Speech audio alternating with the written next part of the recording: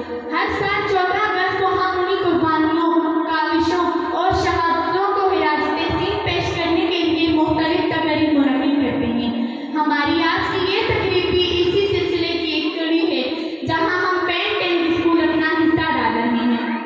हाज़रीन महफिल, माँ से मोहब्बत के लिए वजह या सबब की ज़रूरत नहीं होती, ये फितरी अमर है।